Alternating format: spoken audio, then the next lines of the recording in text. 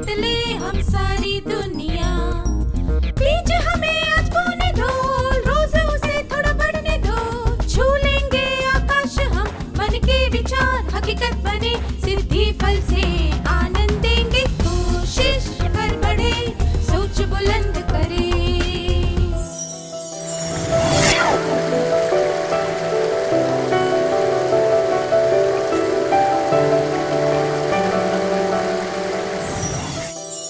नमस्ते छात्रों, आप सबको देखकर खुशी हुई।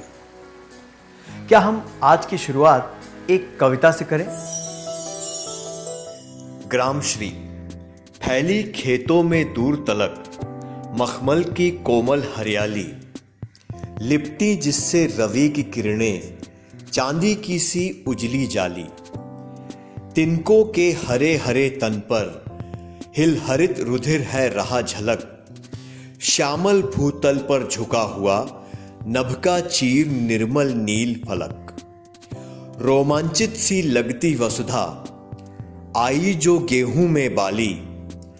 अरहर सनई की सोने की किंकणियां हैं शोभाशाली। उड़ती भीनी तैलाक्त गंध, फूली सरसों पीली पीली। लो हरित धरा से झांक रही नीलम की कली तीसी नीली। रंग रंग के फूलों में रिलमिल हंस रही सखियां मटर खड़ी। मखमली पेटियों सी लटकी छीमियां छिपाए बीज लड़ी। फिरती है रंग रंग की तितली, रंग रंग के फूलों पर सुंदर। फूले फिरते हो फूल स्वयं, उड़ उड़ वृंतों से वृंतों पर। इस कविता के रचयिता हैं सुमित्रा नंदन पंत। क्या आपको ये कविता अच्छी लगी? क्या आपको कविता के साथ दिखाए गए दृश्य पसंद आए? जब आपने कविता पढ़ी और दृश्य देखे तो आपको कैसा लगा? क्या आप अपनी भावनाओं के बारे में बता सकते हैं?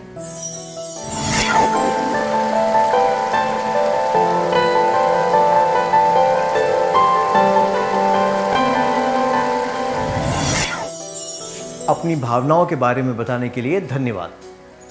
इस कविता में खुशी की भावना है। कवि आसपास के वातावरण को देखकर खुश हो रहा है। लहलहाते खेतों, सुंदर फूलों, तितलियों, सूरज की किरणों, पेड़ पौधों, मटर की लताओं, बहती हवाओं से उसे आनंद आ रहा है। उसने एक खुशी का माहौल पैदा किया है। इस कविता के माध्यम से वो उस खुशी के एहसास को हम तक भी पहुंचा रहा है। कवि ये संदेश दे रहा है कि हमें इन छोटी छोटी चीज़ों को देखकर सुंदरता को सराहना चाहिए और खुशी महसूस करनी चाहिए। संक्षिप्त में कहें तो कवि प्रचुरता की भावना महसूस कर रहा है और वो भावना हम सब तक पहुंचा रहा है। प्रचुरता की भावना क्या होती है? ये भावना दर्शाती है कि हमारे पास कुछ है और हम उसका पूरा लाभ उठाना चाहते हैं। मैं दोहराता हूं, ये भावना दर्शाती है कि हमारे पास कुछ है और हम उसका पूरा लाभ उठाना चाहते हैं।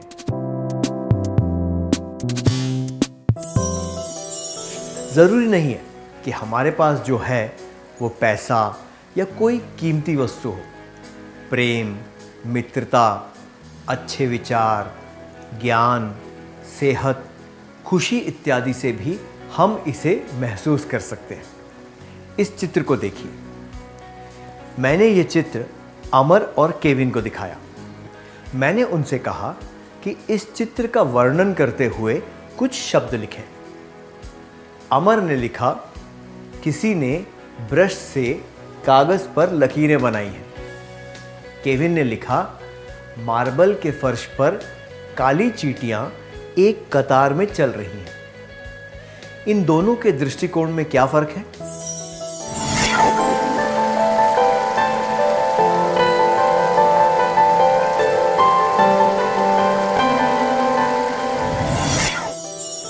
धन्यवाद। हमने देखा कि अमर केवल काली लकीरों पर ध्यान दे रहा था। उसने और कुछ नहीं देखा। केविन को उन लकीरों में भी कलात्मकता दिखाई दी। उसका दृष्टिकोण सकारात्मक था और अमर का नकारात्मक। दूसरे शब्दों में कहें तो केविन जीवन के सकारात्मक पहलुओं पर ध्यान देगा और अमर उन चीज़ों पर ध्यान देगा जिनकी कमी वो अपने जीवन में महसूस करता है। केविन के दृष्टिकोण में प्रचुरता है, जो कि अमर के दृष्टिकोण में नहीं है। ये ज़रूरी नहीं है कि अमर एक नकारात्मक व्यक्ति है, पर हम ये कह सकते हैं कि वो चीज़ों को ज़्यादा सकारात्मकता से नहीं देखता है। हम अपने मन में प्रचुरता कैसे ला सकते हैं? इस सत्र के द्वारा हम ये जानने की कोशिश करेंगे। क्या हम इसकी शुरुआत एक क्रियाकलाप से करें? आपने प्राकृतिक सौंदर्य के जो सबसे अच्छे दृश्य देखे हैं, क्या आप उन्हें याद कर सकते हैं? उस समय आपको कैसा लगा था? उदाहरण के लिए पूर्णिमा की रात, ट्रेन या बस से दिखने वाले हरे भरे लहलहाते खेत इत्यादि। कृपया वो दृश्य और उस भावना का वर्णन पूरी कक्षा के सामने करें।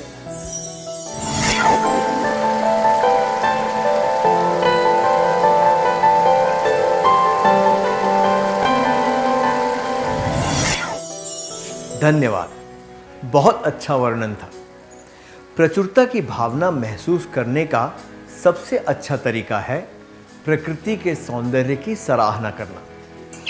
सुबह सुबह चिड़ियों की चहचहाहट, बारिश की बूंदों की आवाज़, गीली मिट्टी की खुशबू, किसी फूल की खुशबू और उसके सुंदर रंग, तेज़ हवा में पत्तियों की सरसराहट, ऐसी अनगिनत चीज़ों को सराहा जा सकता है। प्रकृति का सौंदर्य अनंत है। जब भी हम ठहर कर उसको सराहते हैं तो हमें प्रचुरता का एहसास होता है। प्रचुरता की इस भावना को महसूस करने के लिए हमें कोई खर्चा भी नहीं करना पड़ता। आइए अब हम थोड़ा विराम लेकर उन लोगों के बारे में सोचें जो इन चीज़ों को देख और सुन नहीं सकते। हम कितने सौभाग्यशाली हैं ना। हमें किसी चीज़ की कमी है, इस भावना को दूर करने का ये एक तरीका है। तो हम कह सकते हैं कि प्राकृतिक सौंदर्य से हम प्रचुरता महसूस कर सकते हैं। मैं दोहराता हूं, प्राकृतिक सौंदर्य से हम प्रचुरता महसूस कर सकते हैं। मुझे यकीन है कि आप सबके बहुत सारे दोस्त होंगे। जब आप दोस्तों के साथ बाहर जाते हैं तो आपको कैसा लगता है? उनके साथ खेलकर या कोई चर्चा कर कर कैसा लगता है? क्या आप कोई ऐसी बात याद करके बता सकते हैं जब आपने दोस्तों का महत्व समझा था? क्या आप उसके बारे में हम सबको बता सकते हैं?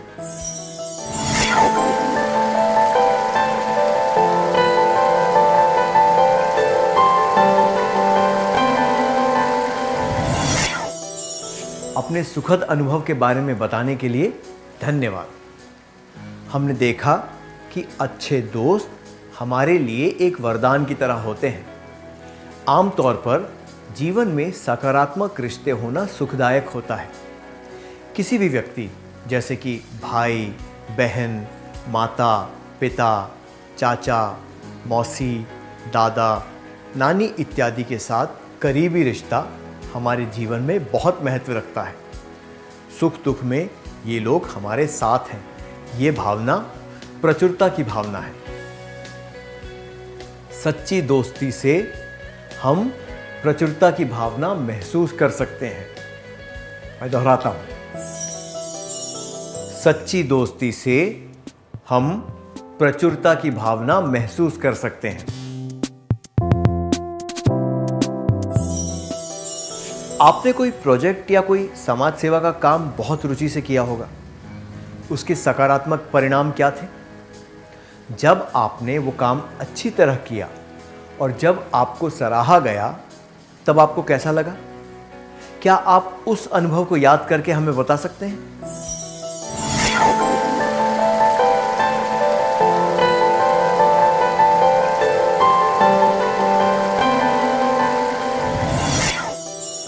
धन्यवाद। मुझे यकीन है कि ऐसा सार्थक कार्य करके आपको संतुष्टि हुई होगी। जिन लोगों को उस काम से लाभ मिला उनके बारे में जानकर खुशी हुई होगी और आपका कार्य सराहा गया होगा। ऐसे पल ही हमारे जीवन को समृद्ध बनाते हैं।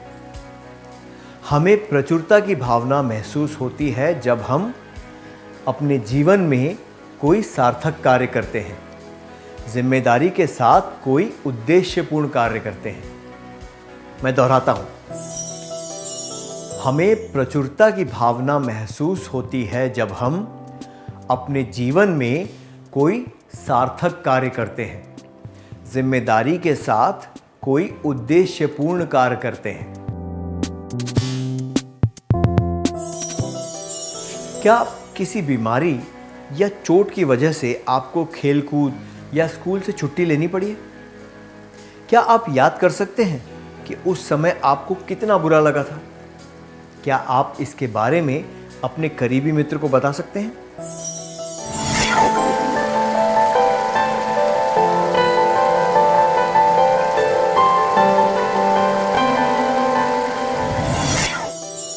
ऐसे दुखद अनुभव के बारे में बताने के लिए धन्यवाद। जब आप दूसरे बच्चों की तरह खेलकूद नहीं पाए और मज़े नहीं कर पाए तो आपको बहुत बुरा लगा होगा। मुझे यकीन है कि स्वस्थ होने के बाद आपको खुशी हुई होगी। इससे हमें क्या पता चलता है? सही कहा, हम कभी ये नहीं सोचते कि अच्छी सेहत और सामान्य जीवन जीना भी एक वरदान है। ज़रा सोचिए कि शारीरिक या मानसिक रूप से अशक्त व्यक्ति कैसा जीवन जीते होंगे। सामान्य और स्वस्थ व्यक्ति कितने भाग्यशाली होते हैं ना। सामान्य जीवन और स्वस्थ शरीर से हमें प्रचुरता महसूस होती है। मैं दोहराता हूं,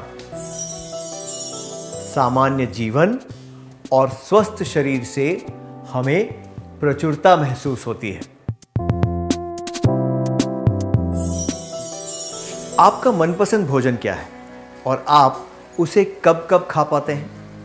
क्या आप बता सकते हैं कि उसे खाने में आपको कितना मजा आता है?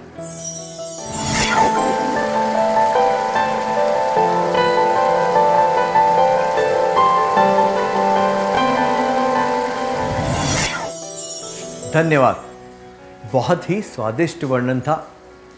हम में से कई लोग भोजन को ज़्यादा महत्व नहीं देते हैं, पर सबका कोई ना कोई मनपसंद भोजन ज़रूर होता है जिसे हम पूरा स्वाद लेकर खाते हैं।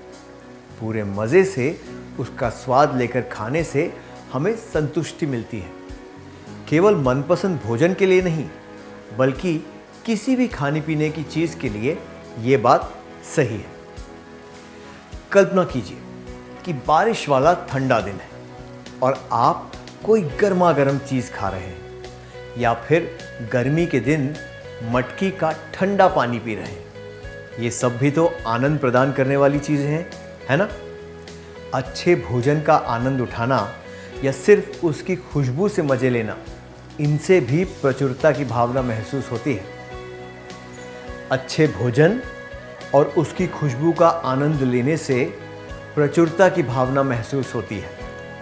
मैं दोहराता हूँ, अच्छे भोजन और उसकी खुशबू का आनंद लेने से प्रचुरता की भावना महसूस होती है। हमने भोजन से संबंधित खुशी के बारे में बात की। भोजन हमारे जीवन का महत्वपूर्ण हिस्सा है। जीवन खुशी और दुख भरे पलों का संग्रह है, पर खुशी वाले पलों का हमारे जीवन पर सकारात्मक प्रभाव पड़ता है। दुख वाले दिनों में हमें इन्हीं पलों को याद करके शक्ति मिलती है। कोई पुरस्कार या इनाम मिलने की खुशी, किसी ओहदे के लिए चुना जाना, परिवारजनों या दोस्तों से कोई प्यारी भेंट मिलना, लंबे समय से जिस दोस्त से नहीं मिले थे उससे मुलाकात होना, बचपन के दिन याद करना, ये सब चमत्कारी पल हमारे जीवन को यादगार बनाते हैं और प्रचुरता की भावना महसूस कराते हैं। जब हम खुशी से भरे पलों को अनुभव करते हैं तो प्रचुरता की भावना महसूस होती है। मैं दोहराता हूं, जब हम खुशी से भरे पलों को अनुभव करते हैं तो प्रचुरता की भावना महसूस होती है। क्या आप अपने जीवन के सबसे अच्छे पलों के बारे में याद करके उनसे जुड़ी भावनाओं का वर्णन कर सकते हैं?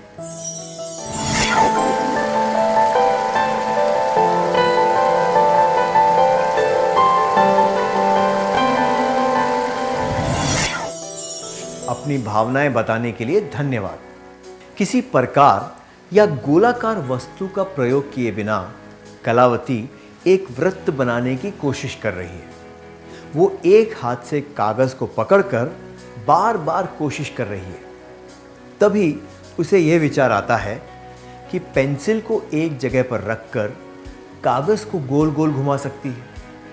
अंगूठे को कागज के बीच में रखकर उसने तर्जनी उंगली और बीच वाली उंगली से पेंसिल पकड़कर धीरे धीरे पेंसिल को कागज पर गोल घुमाते हुए एक वृत्त बनाया।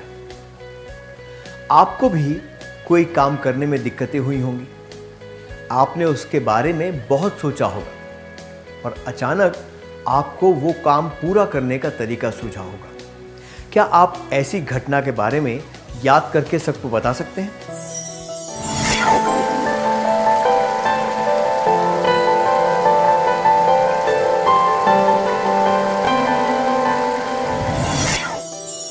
धन्यवाद। मुझे यकीन है कि आपको उस समय बहुत अच्छा लगा होगा। जीवन में कभी न कभी छोटी बड़ी चुनौतियां आती रहती हैं। जब हम अपने दिमाग का प्रयोग करके उन चुनौतियों को पार करने के नए तरीके ढूंढ लेते हैं तो हमें न केवल नए विचार मिलते हैं बल्कि नए अवसर भी मिलते हैं। इन विचारों और अवसरों से हमारे जीवन को नई दिशा मिलती है और हमारा दृष्टिकोण बेहतर हो जाता है। जब हम नए विचारों और अवसरों को खोजते हैं तो हमें प्रचुरता की भावना महसूस होती है। मैं दोहराता हूं, जब हम नए विचारों और अवसरों को खोजते हैं तो हमें प्रचुरता की भावना महसूस होती है। हमने प्रचुरता महसूस करने के कुछ तरीके पहचाने। इसके और भी कई तरीके हैं। चलिए हम ये प्रण लें कि हम इन तरीकों को अपनाते हुए जीवन में प्रचुरता महसूस करेंगे। क्या अब हम सत्र का सार संक्षेप कर लें?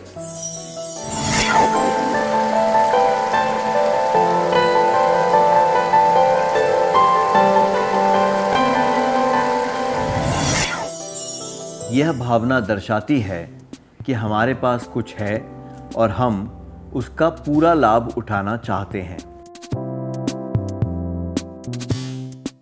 हम प्रचुरता की भावना महसूस कर सकते हैं प्राकृतिक सौंदर्य से, सच्ची दोस्ती से, अपने जीवन में कोई सार्थक कार्य करने से, जिम्मेदारी के साथ कोई उद्देश्यपूर्ण कार्य करने से, सामान्य जीवन और स्वस्थ शरीर से, अच्छे भोजन और उसकी खुशबू का आनंद लेने से, खुशी से भरे पलों को अनुभव करने से, नए विचारों और अवसरों को खोजने से। इतनी अच्छी तरह सार संक्षेप करने के लिए धन्यवाद। क्या हम थोड़ा गृह कार्य लिख लें ताकि ये बातें हमें अच्छी तरह याद रहें?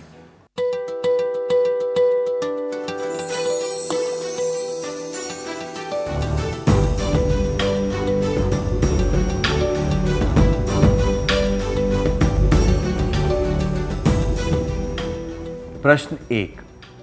ट्रेन में सफ़र करते वक्त आपको नींद आ गई। आपको तेज़ आवाज़ सुनाई दी और आपकी नींद उड़ गई। जब आप उठे तो आपने देखा कि ट्रेन एक पुल से गुजर रही है। चांद की रोशनी में नदी का पानी चमक रहा है और पीछे पहाड़ नज़र आ रहे हैं। आप क्या करेंगे? उत्तर: 1. मैं फिर से सो जाऊंगा या सो जाऊंगी। 2. मैं खिड़की बंद कर दूंगा या कर दूंगी। 3. मैं उस दृश्य का आनंद उठाऊंगा या उठाऊंगी। प्रश्न 2. स्कूल के एक महत्वपूर्ण समारोह में वाद विवाद का आयोजन करने की जिम्मेदारी आपको दी गई है। आपने ये काम अच्छी तरह किया और सबने आपकी सराहना की। आप क्या करेंगे? उत्तर: 1. मैं कहूँगा या कहूँगी, अरे ये तो कुछ भी नहीं था। 2. मैं पूरे आभार और खुशी के साथ उनकी सराहना स्वीकार करूँगा या करूँगी। 3. मैं सोचूंगा या सोचूंगी, ये अवसर मुझे पिछले साल मिलना चाहिए था पर नहीं मिला।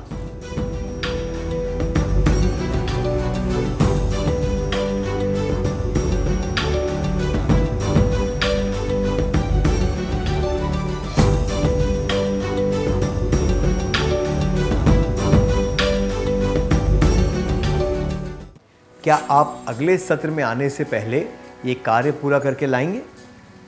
तब तक के लिए नमस्ते। हम फिर मिलेंगे।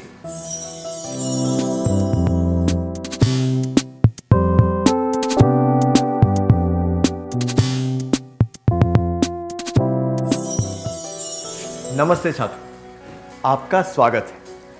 क्या हम उत्तर जांच लें?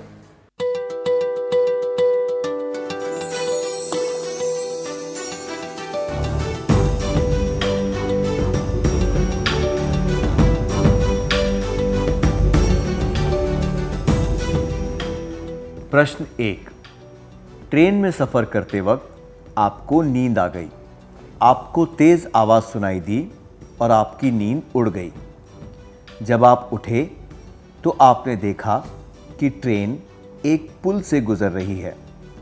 चांद की रोशनी में नदी का पानी चमक रहा है और पीछे पहाड़ नज़र आ रहे हैं। आप क्या करेंगे? प्रश्न 1 के लिए ये जवाब कि मैं फिर से सो जाऊंगा या सो जाऊंगी और ये जवाब कि मैं खिड़की बंद कर दूंगा या कर दूंगी अनुचित है, क्योंकि ये दर्शाते हैं कि आप प्रचुरता की भावना महसूस नहीं कर रहे हैं।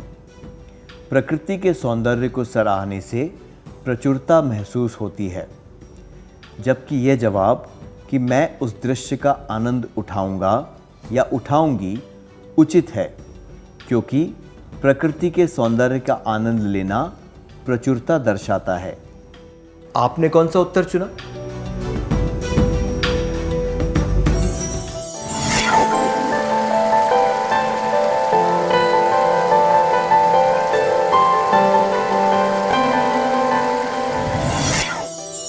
प्रश्न 2. स्कूल के एक महत्वपूर्ण समारोह में वाद विवाद का आयोजन करने की जिम्मेदारी आपको दी गई है। आपने ये काम अच्छी तरह किया और सबने आपकी सराहना की। आप क्या करेंगे?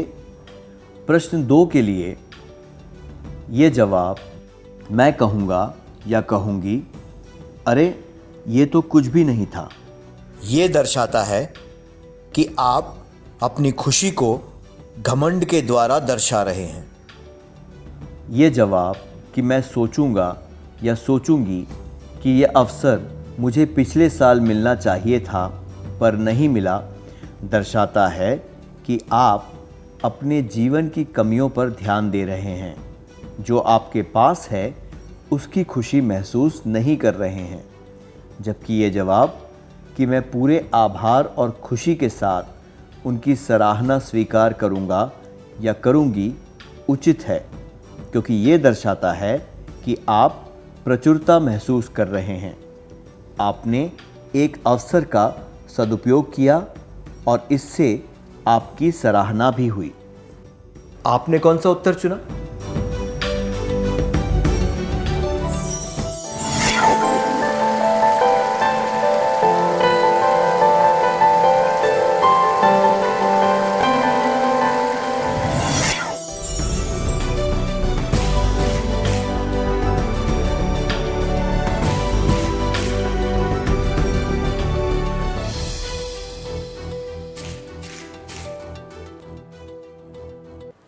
जिन्होंने सही उत्तर चुने थे उन्हें बधाई हो। क्या अब हम अगला सत्र शुरू करें?